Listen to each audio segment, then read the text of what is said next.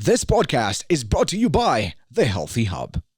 Hello guys, and welcome to another episode of the Just to Kick It is a Blessing podcast with your host Keith Tupac Gatiramu. Today is a very, very, very special day. Ever since I came up with the idea of this podcast, this is a guest I've always wanted to have on the podcast, and finally he's here in studio with me.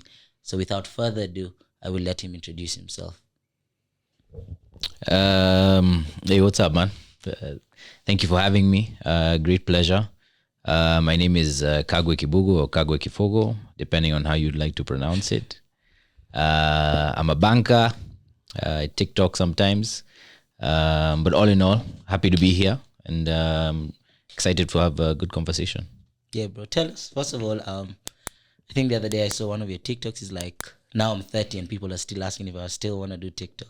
What was that about? No, you know what's so funny is that when I started doing TikToks over COVID, guys were like, Kagwe, what the hell are you doing, man? Yeah. But once like you get into it and you start to enjoy it, I think it's more of like a lifetime journey instead of just a part-time thing. Well, if you enjoy it. Yeah. But yeah, I'm not going anywhere, man. Not as long as I can TikTok, we're going to TikTok. That's a nice thing to hear. Yeah. And even before we dive into our conversation, I just wanted to ask you said people were asking you, what were you doing? But you still chose to do something you love. How was that? I mean, sometimes it's different, but at the end of the day, you can't stop yourself from doing the things that you enjoy, As long as you enjoy them, it's easier to do them, often, to do them well, to take time to think about, what type of quality you want to produce. But yeah, it's just being able to stay true to, what you enjoy doing and not caring per se about what other people think. Yeah, so for the audience tuning in today, me and Kagwe plan to have a conversation around men and and mental health and progressing in life. So previously a man was defined as strong provider, that guy. But what's your description of a man? I think a man today is still a strong individual, a person who's a provider. But at the same time, I also think a man today is very cognizant about the things that are going on. Very emotionally aware, and also very empathetic, I would say, to relationships and to the people he cares about. I think over time and in past generations, it would be tough to find a man who was very in tune with their emotions. But I think these days we're seeing young men who are coming up and are able to express themselves, who want to communicate. And I think it's slowly creating a better environment for us all. Yeah. Despite what you've shared and what you've described, why do you think that it's still men out there committing more suicides? I mean, there's no hiding from the fact that guys are under pressure, man. Yeah. Yeah, guys are under pressure. And it's tough because, especially now the world that we live in, we have social media. We have people who are perceiving to look like they're doing very well in life. And then we naturally have the periods where we compare ourselves to how our fellow men are doing, And not only does that cause innate pressure, it also causes like peer pressure around you, family pressure, etc. So I think a lot of men are suffering because guys aren't talking. We still have that stigma of not being able to communicate, express yourself, not being able to say that you need help, that you're suffering from X, Y, and Z, and also not being able to have avenues to earn money, which is a big source of pressure. Big source of pressure. And also mental health generally. Guys are suffering with different issues. For instance, in our society, it's very hard to come out as gay. Yeah. And for guys who are struggling to come out, for instance, I'm just presuming based on my experience, basically there's a lot of pressure that our society withholds. But I'm hopeful that, that will change slowly by slowly. Yeah. Or it is changing slowly by slowly. In one of your things that you've said, you've talked about not being able to, talk to friends. For you, have you been able to talk to your friends? And what kind of environment or atmosphere have they built around you to be able to communicate with them? Yeah, I mean, I have a close group of friends that we tend to meet up maybe once or twice a week, Thursdays and Saturdays. And what we do is we basically just have conversations about how our week has been, what is going on, our private lives. But before COVID, I would say we didn't have that per se to that extent, because during that period of time, everyone was caught up with their life. But over COVID, there were a lot of things that came up, mental health, people being stuck in the house, having to deal with different issues, and also people growing in different ways. So we basically have created an environment where we allow ourselves to be vulnerable, and we allow ourselves to speak about what issues we're going through, whether it's through humor, whether it's having a drink, and just elaborating more. But that's the kind of space that we've created in order for us to be vulnerable and to sort of keep that healthy relationship and friendship going. And now that you've created such a space, do you notice the difference in your life or in your friends' lives? Yeah, 100%. I have friends that were not very expressive before. Yeah. And now they're extremely expressive, especially in terms of, for instance, if we're besties or best friends or whatever, and I happen to wrong you. Yeah. There's sometimes you just keep quiet and be like, that guy's just whatever. Yeah, but now it's more of like, yo, bro, I don't like that you've done X, Y, and Z. And that makes it more healthy because it stops me from crossing a boundary that perhaps you don't like, But also just being more expressive in terms of needing things, needing help, assistance, asking for advice if it's a babe that you're with, how to deal with certain circumstances in relationships. So that's just basically the growth that we've created or tried to create within our friendships. Wow. Yeah, man. That's I hope the people listening actually take advantage of it, and even I think that's something that I'd also like to create, because you actually never know what anyone's going through, and these days I realize people are going through a lot, but there's no such avenues to share. Yeah. And that brings me to my next question. So you said that space is safe enough. Is it safe enough that one of you has ever even cried? Don't expose the boys. I don't think it's gotten to that point, to be honest with you. No, not that I can recall. No, I wouldn't say it has. Yeah. But I wouldn't be shy from sharing if it ever did, and I would probably be the first one to say that I am the one who did. Yeah. But no, we haven't gotten to that point. We've just been extremely just open with each other, and we try and do it as often as we can. And just keep it as real as we can. But sharing emotions, we definitely do that. Yeah. In a close space, because we feel like if we don't create that environment within ourselves, who else are we going to do that with? So yeah, we've created a good bond through just being good buddies. Yeah. Okay, so away from that, and I want to ask you, when you look at it, what do you think is the difference between generations and men? So I'll tell you, maybe your grandfather, how your dad grew up, and now you. What do you think is the difference, and what do you think is really affecting our age group as men? Because they seemed to have, unless not, maybe we don't know because it's not documented or anything. Yeah. But they seem to have a little less problems. I think they have problems. I think they're just very good at not showing them. Yeah. And if they do, I think they're also good at hiding them through different behaviors. So I have a theory. There are three generations that we've come from since independence. The guys who fought for independence, there's our parents, and then now there's us, sort of. So you have the guys who fought for independence, came from a very hard background. Then you have the second, so you have the generation that follows them that perhaps never grew up with their parents. You know what I mean? Because their parents were fighting for independence in DC or in the bush. This is my theory. Yeah. And then you have that generation who are raised with a lot of trauma.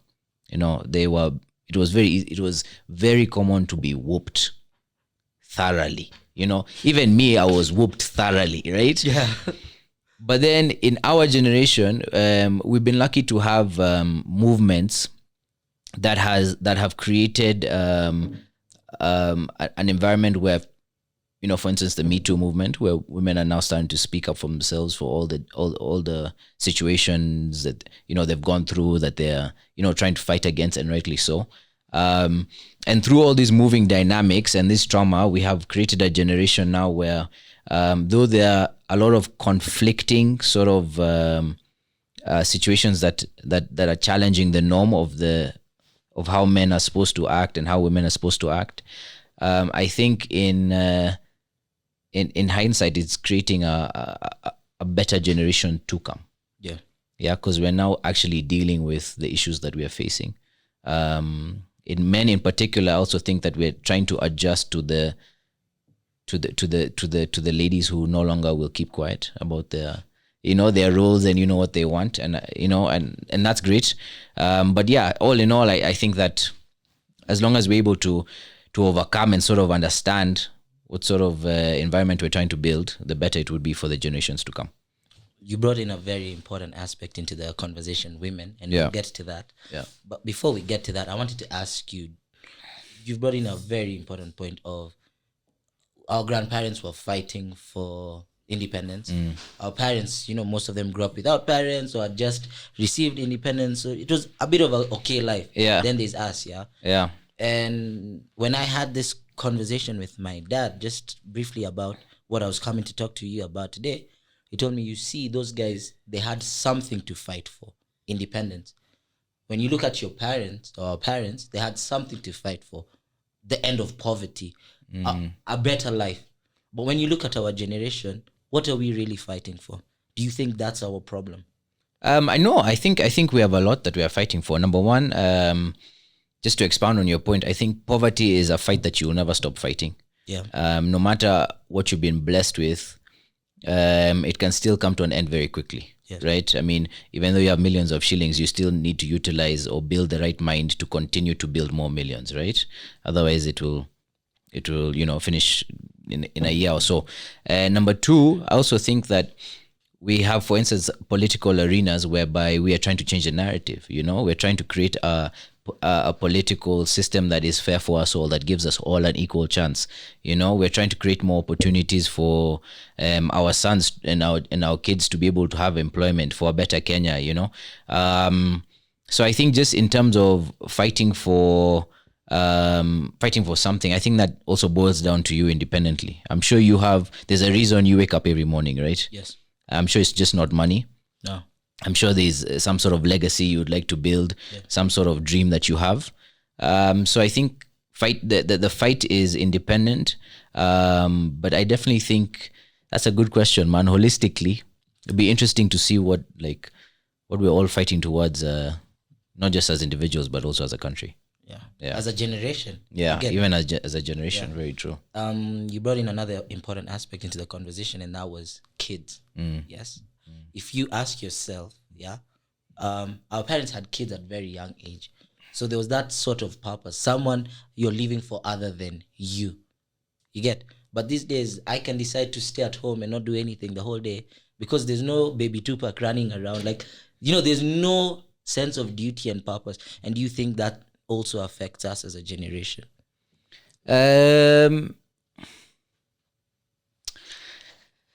That's interesting. I don't know how it would affect us, but I do think, if this answers your question, that we are having children a lot later in life. Yeah. At 28, 29, 27, our parents were already having kids, right? Or getting married, because culturally, that was the norm. And also culture was a characteristic that was very strong in that point in time. Right now, culture still exists. I mean, you still go for your show, but you can't speak Kikuyu. Yeah. You know what I mean? Yeah, I know what you So there are forms of culture that are still there, but the strongest element that keeps us there is perhaps missing. Yeah. That's a good or bad thing depending on how you take it. But I do think we're also having children later in life because we are also more aware of the repercussions that come with having kids. Trying to be financially solid, trying to have a vision, trying to have a house, a car, just making sure the environment is right. Yeah. Whereas perhaps they just brought them in and said, "Shida badai," Yeah. So I definitely do think our mentality has changed towards having kids, and I mean, depending on how you envision your life, you'll figure out when the right time to have a kid is. That's true. Yeah, that's my belief. I think. Yeah. There's, considering you're a banker and everything, there's something you've constantly talked about: finances. Yeah. Yeah. And there's this common phrase that goes around saying a man is his money. What do you think? I was actually thinking about that point the whole night, dude. Yeah. To be honest, a man is actually his chums, man. Let me not even lie to you.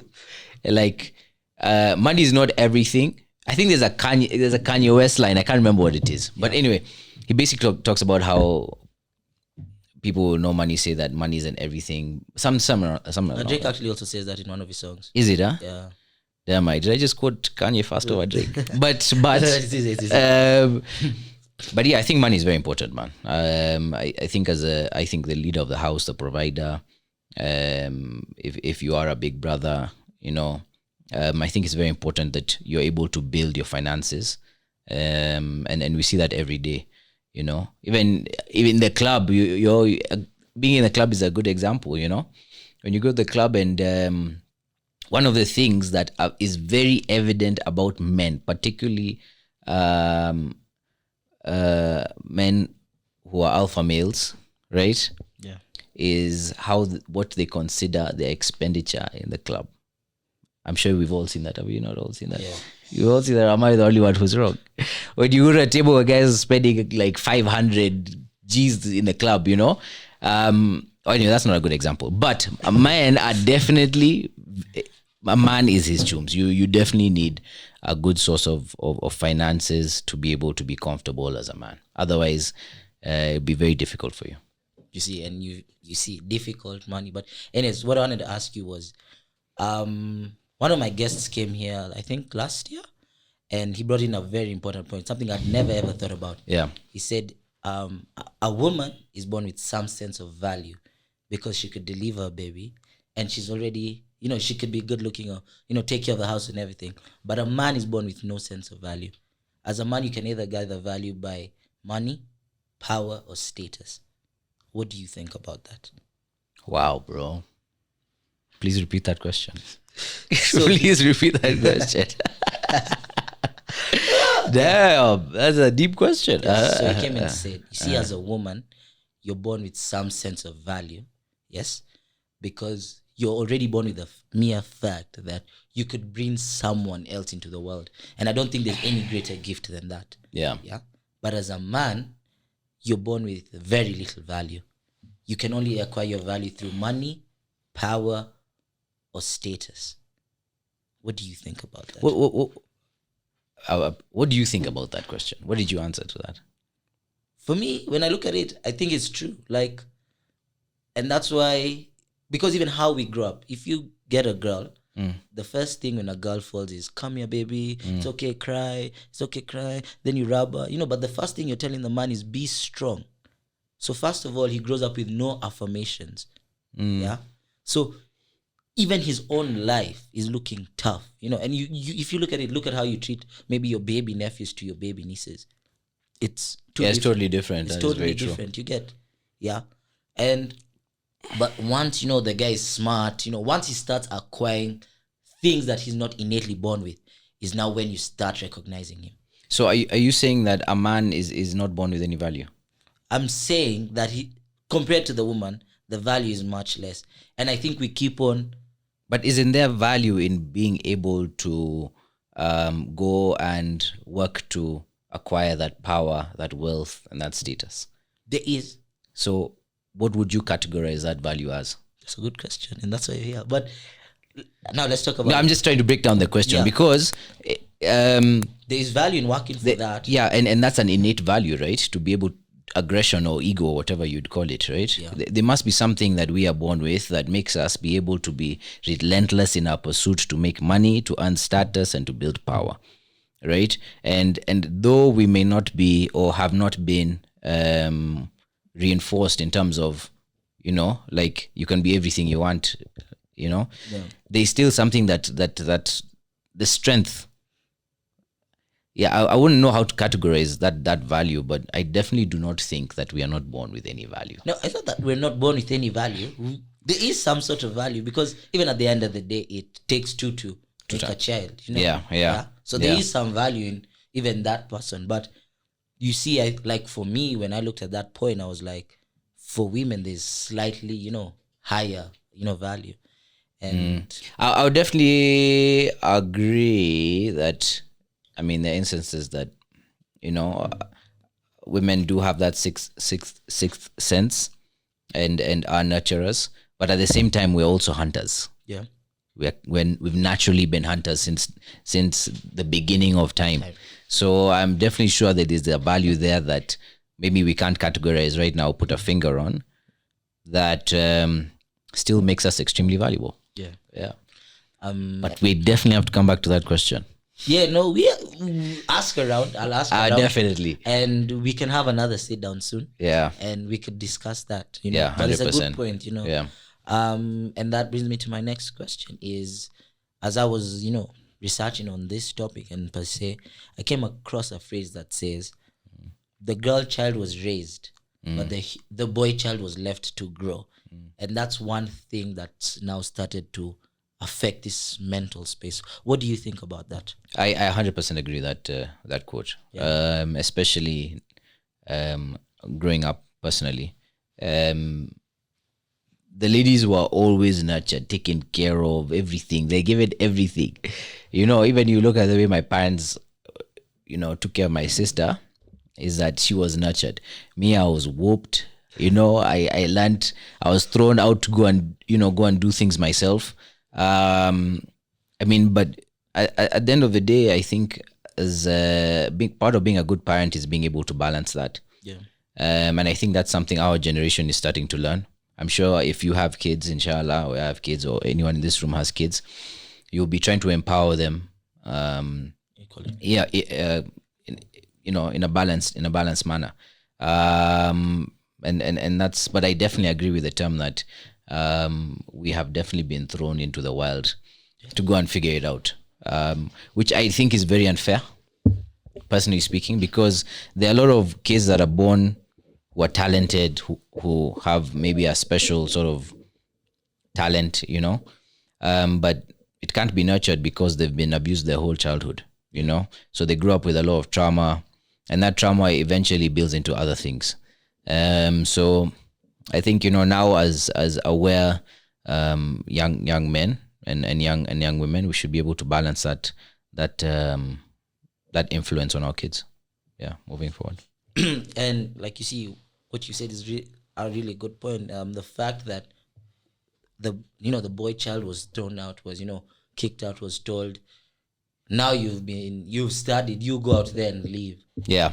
Yeah. You get your own family. Yeah. Now. Yeah. We can't be too many. We can't be. That's actually exactly what I was told during quarantine. Yeah. You can't be too many. Yeah, bro, we're too many in this house, man. You have to go find your own place, dude. You have to go find your own place. Thought I'd be there forever. Bro, no cap. Even me the other day, my dad called me. He's like, yo, come we have coffee. So I'm like, hey, dad, I have a meeting I need to do. He's like, no, listen here. When your dad calls you for coffee, you come immediately. Oh, is that what he said? Yeah. So I'm like, shit, let me just go for coffee. So I go for coffee. This guy starts, small talk, Nini, so how's work, Nini, how's this, Nini. And the guy asks me, yo, so when are you ready to be a man? So in my head, I'm like, what the hell does this nigga mean? Deep inside, I'm a man, like I've gone through those weird men, thing you get. So I'm like, what's this guy asking me? So I'm like, yo, what do you mean a man? Deep in my head, I'm thinking like all this man thoughts, I'm a real nigga, So I'm like, what do you mean a man? He's like, no, you're not a man. I'm like, Dad, what do you mean? Me, I'm a man. He's like, no, listen, a man has his own things. He has his own wife, his own house, and his own car. So now you're ready to be a man. I want you to give me an age, and I want you to work towards it. Yeah. I was like, what? That's crazy. But it's true, my uncle told me the same thing when I was running for MCA. Yeah. Because I went to him and I tried to ask him for advice. And he gave me fantastic advice. But one of the things he told me was, Kagwe, when you're going to run for whatever position in government, one of the first things they'll ask you is, where's your wife? where's your house? So how if you don't have either of the two, right, what are you going to tell them? You're already losing votes there. You know what I mean? Yeah. So it's very interesting, like how those things are sort of associated with being a man. Yeah. Which is dope. To slide away from the conversation, and now that you've brought that in, yesterday I was listening to a podcast, definitely one of the most powerful podcasts I've listened to. And guys, please, I suggest you listen to it. I'll put the link down on the video below. But so these two guys were having a conversation, and they were talking about we need to move away from this culture for someone has to be with someone. You get? He's talked about loneliness versus solitude. Loneliness is a bad thing. It's a weakness. Yeah. But solitude is, strength. But we've grown up in a culture or a society for where every important event or every important thing, you have to have a +1.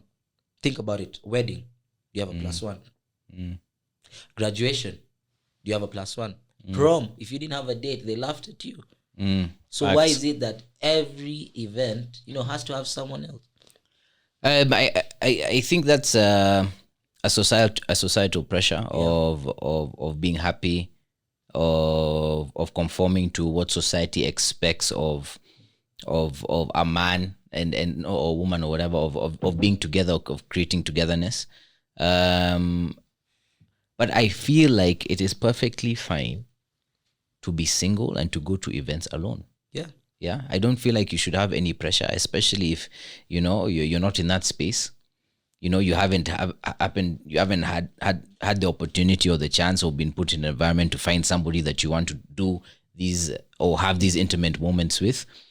And I think it's very wrong for society to continue to put that pressure on individuals. In fact, if anything, I think it creates toxic relationships. So I mean, I hope that's something that is changing.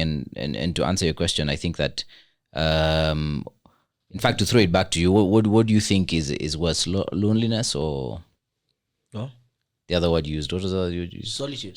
Solitude is strong. It Yeah. means that you're enjoying time by yourself, Exactly. that you're reflecting, that you're staying with your thoughts, because even before I answer, they said there was a test that was done and people were asked, would you rather stay in your mind with your thoughts for 15 minutes or get shocked for a minute? And guys, 30% women said they'd rather get shocked. 60% men said they'd rather get shocked. Interesting. So people are a lot more comfortable with being physically pain. Interesting. Yeah. And I found it such an interesting study because I was like, is that how much, we're running away from this? And this is my opinion as well. When I looked at quarantine and people who had to stay like 2 weeks in a hotel alone, people said they were going crazy. When for me personally, when I was locked away, that's the time I wrote 30 podcast episodes, some of which I've never released. Wow, that's brilliant, man. That's the time, I found like my life in Nairobi was moving too quick for me to control. Man, you get? You are hitting the nail. Now I've actually answered. I've actually understood your question. You get? Yeah, I understand your question. I feel like by Thursday, my phone was ringing, what's the plan? Yeah. Friday, again, I've woken up. Saturday, same thing. Yeah. Sunday, you get? Yeah. But when I was away, because I wasn't in Kenya around that in Nairobi around that time, it gave me time, I sat down and there was like this clear thinking, like, I couldn't even explain it, Yeah, It's when I started journaling, writing about, okay, I experienced this and this today. Yeah, but on the other side, when I looked at even like my brother was going through quarantine, for him it was driving him nuts. I can't stay with my friends, I can't do this. And I never understood why. You get? But I guess we're all different at the same time. Actually, but yeah. We need to move away from, yes, we are society, yes, we're social beings, but there's the power of being alone. I agree 1,000% with what you said, because even me personally, now to answer your question, COVID is definitely the time I got to find out who I actually was. Yeah. I always knew Kagwe was XYZ, whatever. But I realized during COVID is, I actually blossomed. Like, I'm not even trying to, like, that's when I started writing. I got a couple of articles put on Business Daily. I started journaling as well. I got into this whole social media thing, which it turns out I really enjoy doing. I started reading again, like crazy. And then I realized that there's a lot of things also that I had put in the back burners that I probably didn't take enough time to, to address, like hanging out with family. Yeah. Because before COVID, Nairobi was moving crazy. Yeah. You know what you're saying? And people actually didn't have time to spend time with things that actually mattered and do things that actually mattered, Yeah. Like I realized I didn't know who my bro was. Mutai and Joroge. I never used to spend time with them, and my sister Nyawira. So during COVID, we became so tight, and now, we're trying to now continue that sort of relationship as whatever, because we didn't even have that before. So, and that came through being alone and understanding what was important to me. So I agree 100% with that study. And I definitely think it's something people should take time away to, try and conceptualize and understand. Yeah. Yeah, man. Back to our conversation. Yeah. That's deep. I wanted to ask you, now that, you've brought in society and a lot about that, turning 30, do you feel any pressure to get, married? Like whether it's internal, whether it's from family, whether it's from society? Because I hear a lot of people now that guys are getting older, like, hey, and I need to start looking for a wife, and I need to tulia. Now my mom has said this, Even the other day, weirdly, I went and sat at my friend's house and had lunch with his family, and one of the first questions the mom asked me is like, I know you and my son are around the same age, so are you ready to get married? Him is saying he wants to get married this year. And I'm thinking, bro, I think I still have another 4 years on me, So that's funny. No, I don't have any pressure to get married. Yeah. I feel like when that time comes, it will come. Yeah. It will come. I don't have, but I do have pressure from my mom. That one I fully resonate with. 100%. Man, it's like every time I have a conversation with her, she's asking me, Kagwe, when are you getting married? When are you getting married? Yeah. But it's so interesting. I was talking to a lady the other day, it was like my shosho, and she was telling me, Kagwe, you can't get to 30 and not be married. Yeah. Yeah. I was like, asked her why. She's like, when are you going to enjoy spending time with your kids? Yeah. If they want to go out, you can't get married at like 42 and have a kid at 46, You'll never get to play with them. Yeah. Time you're 60 something, they're getting into university. So even the time you need to make money, unless you become very rich by 45, that was her example. Yeah. But in all honesty, me, I have no pressure, man. Yeah. I have no pressure. When the time comes, it will come. And I'll be ready when it comes. Yeah. Yeah. Do you think that society gives people pressure that they can't handle? Like especially graduating, I don't know, when you need to get your first car, when you need to get your first house. And what are you telling people that are going through such pressure right now? I think that I'm a believer in God. So I believe that everything has its time. Yeah. And everything on God's time. So as long as you're working towards these things, then I believe that they will come down. The opportunity will come for you to be able to have these things, So if you're working hard, the opportunity will come to, having the chance to buy a house, buy a car, but and setting also realistic goals to be able to do so. But my advice would be like, don't have any pressure to get out of uni, buy a car in 4 years, because at the end of the day, you never know what's going to happen. Yeah. We didn't know COVID was going to come around. So it's also important just to plan on a day-by-day basis, week-by-week, month-by-month basis. Yeah. And just try and build pole. It's at the end of the day, it's a marathon. It's not a sprint. Yeah. And that's what I keep telling my homies, that like all these things, you may see all these things happening around you, but what's actually happening is very different. So just try and build pole, and make sure that you're getting there. Yeah. So that would be my advice to like anyone who might be going through that. Yeah. And still on pressure, yeah. Now that you have a very accomplished uncle and father, do you think you feel any pressure? No. You don't feel any pressure? No pressure. Yeah. And how do you move away from that kind of pressure? I'm in fact, before you actually asked me about that question, I had never thought about that. Wow. Yeah, man. I feel like they've done well from coming to the village to where they've brought us. God has been good, but now it's our turn to now try and build on what we've been given, and that applies to everyone. God has brought you so far, or the hard work has brought you so far.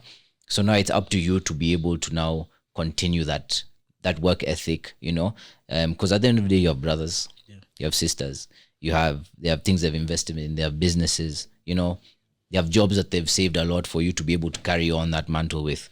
So it's important for you to just also take that a different way, It doesn't have to be in what they're doing, but just in a way that is creating growth for what they've built. So me personally, I've never thought about the pressure. I just do my own thing and trying to do it the best of my ability. Yeah. And now, what's the one misconception as a man that you had that you now totally don't have? Can I throw that back to you? What? It's my podcast. I shouldn't be answering too many questions. But wow. Can I throw one thing I would say? I can answer. Is that men are not allowed to cry. Yeah. That's the same thing I was actually going to say. Yeah. I definitely think that is one thing that guys probably cry a lot alone. Yeah, I think a lot of guys cry alone.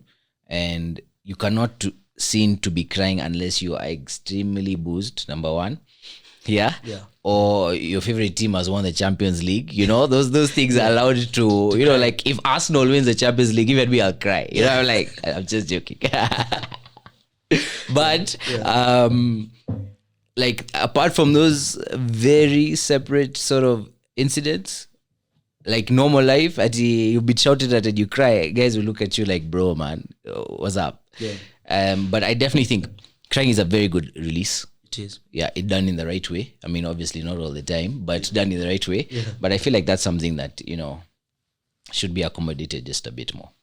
It's the same thing I was actually going to say. Yeah. I was going to say, like, as a man, if you, expressed emotion and everything, it made you less than a man. But I don't think so. I think, as a matter of fact, it makes you even a much stronger man. Yeah. Yeah, because me can clearly stand on this podcast and say, I think I've seen majority of my boys cry. Yeah, I think I definitely have. I haven't seen one.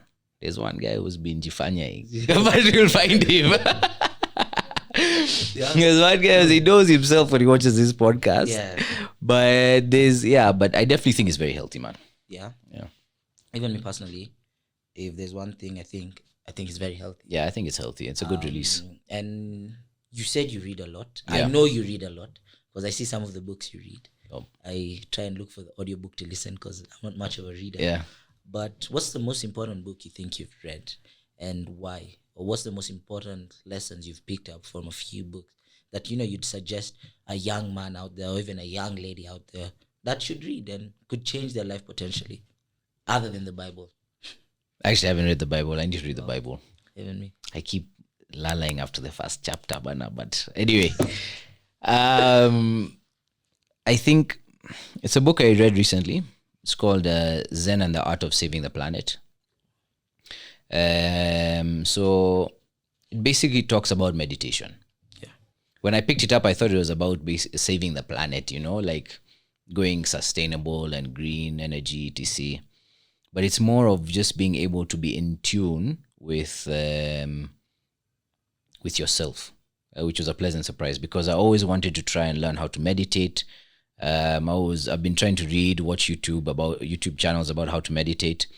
But the book I would definitely ask a lot of people to read is called Zen and the Art of Saving the Planet. It teaches you about just emotional balance, teaches you about peace, the people that you place around you. A lot of the time you may want to have friends, but the energy that's in the room with your friends is not the energy that you want to receive, It also teaches you about clarity of thought, being able to spend 10 to 20 minutes with yourself, just basically trying to understand what you're trying to accomplish in the day, accomplish in the week. Then it has bits of how to meditate, which I think is now becoming a big thing and is actually very healthy mentally and physically. So that would definitely be a book that I would ask anybody to read. Yeah. Yeah. I watched one of your previous videos. Yeah. I think you did it with what? KTN? NTV? I don't know. Which one? KTN. KTN, And you don't Yeah, even know what NTV. TV. I don't know. But You guys will cut that one. We'll do the homework. We'll do our homework. But anyways, yeah. NTV, You yeah. talked a lot about mentorship. Yeah. Yeah. Do you have a mentor, and what kind of role has that played in your life, and what's the importance of having a mentor? And to any young man out there, are you open for mentorship? I would say that I haven't had a mentor. Yeah. I've had guys that I look up to, that I look up to. That's correct. And guys that that I kind of like seek out to understand how they've done what they've done, how they've gotten to where they are, based on like how vulnerable they have been around me. So, for instance, there's a cousin of mine who, like 7-10 years ago, spoke about therapy. Had he been to therapy? And that time you're like, bro, you've been to therapy. Like, what the hell is wrong with you? But that stuck in my mind over the 10 years. So then when I was going through a tough time in my life, I decided, I studied psychology, but I never wanted to actually practice psychology. So I was aware about what counseling and therapy was about. Then because of his influence in my life, I decided to take the step to check out therapy. And best thing that ever happened to me, by the way. I would urge anyone to do that for 3 to 6 months. Best thing you can ever do to yourself. And then, and because of his influence, in just mentioning that in a statement, I seeked him out and basically asked him about it and all that type of stuff. And then we became close friends and have been close friends now, and not just cousins. So how I've gone about life is just basically seeing people that I identify things that they like. I mean, that they have that I would love to have, whether it's a good personality, able to speak well publicly, who do well in their career. That's how I've gone about it. I wouldn't say I've had a mentor, but I would definitely say it's good to have a mentor. Yeah. Yeah. But also I feel like you can't stick to one mentor because he's only going to teach you one way of thinking. True. So you also need to be able to diversify, like find different characteristics that you like. Yeah. Don't just stick to this guy. Maybe he's good at making money, but he's terrible with people. So he's rich, but he doesn't have a good life. You can't laugh with everyone. You know what I mean? And so you want to be well-rounded, well-balanced. And I think that's critical if you are looking for a mentor or mentors. Do you have one? No. Okay. But like you said, I have a lot of people that I look up to as well. And that, I have different conversations with them. Yeah. Based on what at that moment of my life, looking to learn. Yeah. So, there's the guys I went through 1, 2, 3, how do I, bounce back? Yeah. Yeah. There's the one for, financial. There's the one for spiritual. Yeah. Like you said, a bit of a balance. Yeah. And it's very hard to find one man that's not that busy. Yeah. That can deliver to you. But also, bro, I also think like if somebody acknowledges that you're seeking their help, they'll make time for you. Yeah. And that's also part of being a good mentor. Because you cannot be a mentor who never makes time for the guys who you want to mentor, if that makes sense, right? Yeah, so part of being a good mentor is also making time for the people who are seeking you out, which I think is super important. Yeah, but it's hard. Like I told you, Nairobi life moves very fast. Yeah. Look, and that's why I said like, for me, like we need to take a mentorship a bit more serious, and like have like locked in dates. To say on this date I'll meet this guy. Talk about this. Have it diarized, and then you catch up on it on the next one. So you never really forget. Not that you're seeing a guy once after every few months. Yeah. Like it beats the whole purpose of How many people do you think in your squad have mentors? 0. 0. Yeah. Even me 0. Yeah. What about you guys? Do you guys have mentors? You do? Oh, dope, man. Yeah. I don't think. So if you had 5 friends, me had 5 friends, and you 2 are my friends, that's probably 2 in what? Yeah. 2 in 25. Yeah. That's a ratio of 2 to every 25 individuals which is very low. Do you think men are scared for asking for mentorship because of they're scared to ask for help? It's something. I think it's something that is not a part of our culture. Yeah. I feel like if you go to the States, if you go to Europe, probably find mentorship programs as soon as you get to uni, all that type of stuff. But I think here it's something that's slowly starting to build up, but I don't think it's part of our culture. I think, I don't know, like when you went to uni, were there mentorship programs? Can you remember? No, I don't think. Yeah, even me, I can't remember. Oh, wait, I think I had a mentor and stuff. I just never met them. So you never met your mentor? Yo, like our times for timetables are not timetabling, if you know what I mean. Yo, but then we have to cut this, my partner. But I'm joking. Anyways, it just wasn't. I don't know, man. Like. Yeah, we weren't taught that it's important. Your mentor is your dad. Yeah. You know what I mean? Yeah. So, yeah, I don't know if that's something that will change, but yeah.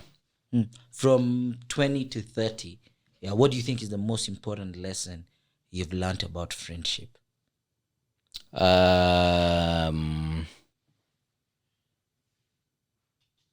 Loyalty, honesty, and vulnerability. Yeah. I think that is personally for me, that was my biggest experience. Yeah. Being loyal to a certain, or to guys.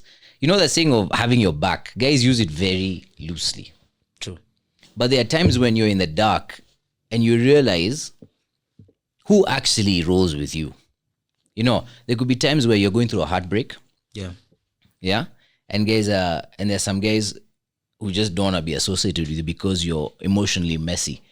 True. Yeah. But there are other guys who understand what you're going through and want to help you. Right. There are times when you're broke, you have no money, and guys don't want to be associated with you because you have no money. Yeah. But the other guys who are willing to support you so that you can get back on your feet. Right. That to me is loyalty. Right. Understanding, and just being vulnerable in being able to express what it is you're going through. So I think those are three very important things that I've learned in my 20s, man. Just having loyal friends, being vulnerable enough to speak about your position in life currently, and just being honest to say what's up. One of the biggest things that happened to me in my 20s in my friendship is that I co-standard with my best friend. Yeah. And we co-standard over 1,000 bob. Yeah, that 1,000 bob made us not speak for 2 years. Yeah, but we usually roll in like 3. So the guy in the middle had to balance his time. Yeah, those things are normally so awkward as hell. Yeah. The guy in the middle had to balance his time between me and the other guy. So it was very awkward because we all used to hang out in the same joints. Yeah, but eventually when we became friends again, we realized that the reason we co-standard for 2 years is because we were not vulnerable enough to speak about our position. Yeah. But at the same time, we were still loyal to each other as friends. So I think that is those are 3 things that I would say are very important. Yeah. From my perspective. All right. Yeah. As we come to the end of this thing, I usually ask my guests 2 questions. So the first one is, if you're in my shoes, or if you're in my seat, what question would have you asked yourself that I didn't get the chance to ask you, or I might have forgotten to ask you? Are the sacrifices you've made in life thus far, have they been worth it? Yeah. So have they been worth it? I thought I was asking you. No, I'm asking you. Yeah. It gives you a chance to answer something that I didn't give you. Yeah, I definitely think the sacrifices I made so far are definitely been worth it. Yeah. I definitely think I sit here in front of you as a happy person. Yeah. Who knows himself, as opposed to a person that is pressured into being somebody he's not, and being into places that he doesn't want to be in. So I definitely think the journey's been painful and long, but it's been good. And before I even get to the last question, it's something maybe I might have forgotten to ask you is, what do you do to remain happy? Or, are these steps that you're taking? I see you constantly go to the gym. How does that work for you? Man, I've been trying to add weight for like 5 years, bro. Yeah. We tried to look like Johnny Bravo for 5 years. It's not working well. Yeah. But, the things I do to stay happy is just stay in routine. Yeah. I'm very routine in terms of how I go about my day and my weeks.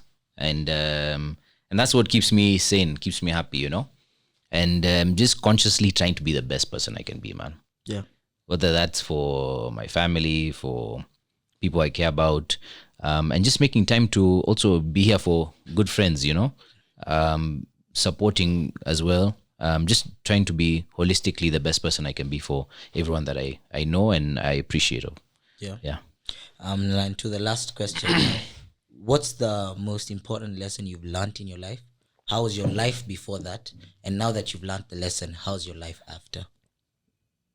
Damn, man, you have to break that down again. So, what's the most important lesson you've learned in your life? Yes. Okay. How was your life before learning that lesson? And how's your life after learning that lesson? So I could give you an example. Not that this is my important lesson. It's just off the top of my head. Time management. So before I learned time management, I'd give my time to any Tom, Dick, and Harry. Like I'd spend time with everyone. But once I realized how valuable my time is, I started choosing how to spend my time and deciding that if I've booked this to do this on this day, you're going to do it. I will do this on this day, no matter what party comes up, unless it's something urgent. Yeah. So, I think mine would be being uncomfortable. wow. I think like basically for a long time, like I was being comfortable was like, okay, we're here, we're just gonna live life. Life is just gonna pass by us, until you learn that. I read a quote the other day. It was so deep, man. I hope I quote it right. But the guy just said that being comfortable will destroy you, and being uncomfortable will build you.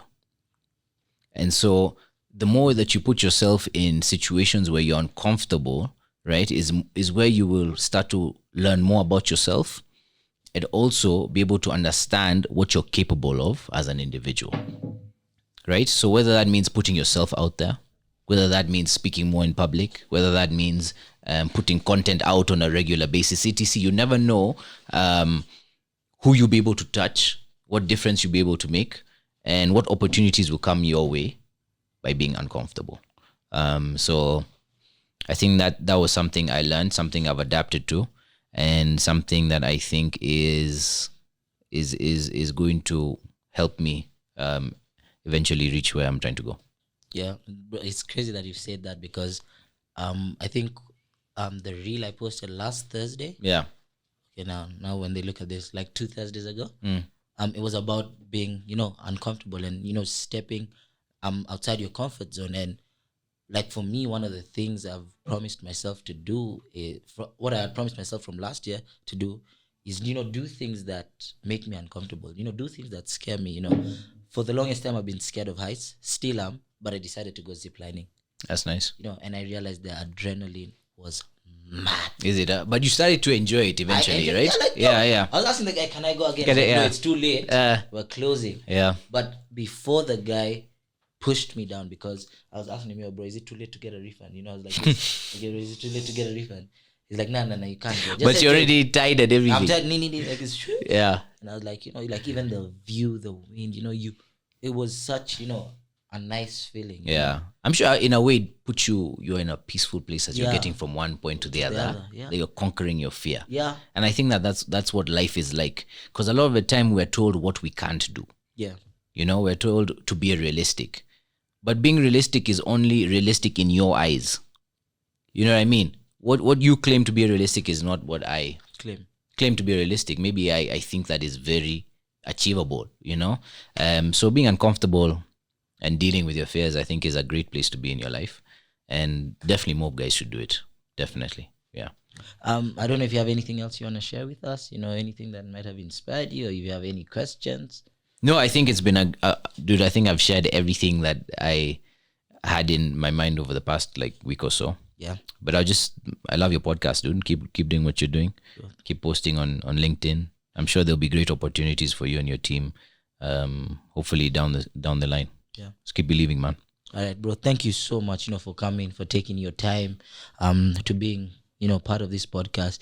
Like I said in the intro, once I thought of this podcast, you are one of the people that I wanted, to come to speak about, because personally, me, I look up to you, bro. Thank you, man. Appreciate that. I see a lot of the stuff you do, and I'm like, that's a good place to be for a man like him, you know. So continue your hard work as well. We're here to support you. Shout out TikTokster. For those of you guys who have tuned in from home, thank you so much for taking your time to come and vibe with us for another weekend.